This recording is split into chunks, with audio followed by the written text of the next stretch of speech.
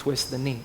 And we'll come up into warrior two. Use your back leg as though to leverage your torso up. Now for this first one, bring your hands onto your hips. You'll probably notice that your back hip is higher than your front hip. So think of this. First, look at your back leg and push the left thigh into the left hamstring. Then, twist the right thigh out to keep the knee tracking in the same direction as the front toes. And then think simultaneously of sliding your right sit bone towards the back of your right knee and your left hip towards your right heel, sinking down into the gesture. It's almost like you're lifting your right belly and sinking your left buttock in order to level the hips. Then when you're ready, reach the right arm forward from the back and the left arm back from the heart to open the chest to the left. Very nice. Take an inhalation here, and on the exhalation, gracefully bring the palms to the front of the mat, lift the back heel, lift the front foot, and without dragging on the mat, step back into plank pose. If you'd like to go straight to downward facing dog, feel free. If you're going to take chaturanga, slow and steady, keeping the upper back wide and the back of the neck long. Let the legs pull you back into downward facing dog more than the palms pushing the ground away. When you're ready, inhale the left leg back and up, bend the knee and stack the hips.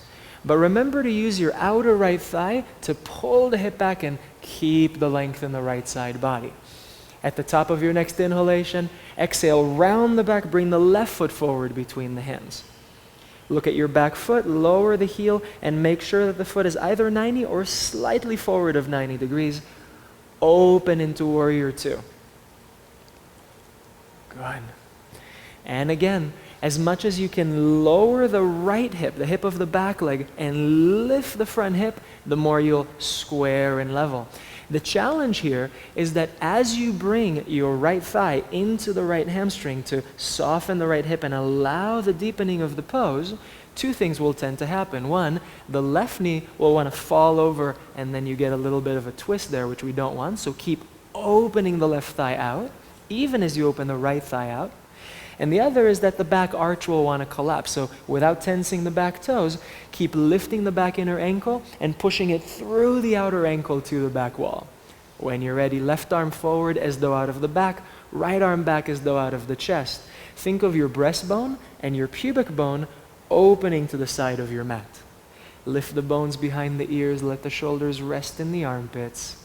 And when you're ready, exhale, palms to the front of the mat, lift the back heel, lift the front foot with your core, step back, either chaturanga vinyasa or downward facing dog. Anytime you come back to downward facing dog, check with your neck, see if you can soften it, let it go, broaden the shoulder blades, lift the spine into the back and pull the thighs, especially inner thighs, back and down through the inner heels to the ground while still lifting the inner arches. You can think of the ankles here in the same way as you thought of the back ankle in Warrior Two, lifting away from each other and out towards the outer ankles. Good. Let's do that again and take it a little farther. On your next inhalation, draw the right leg back and up. Exhale, bring the foot forward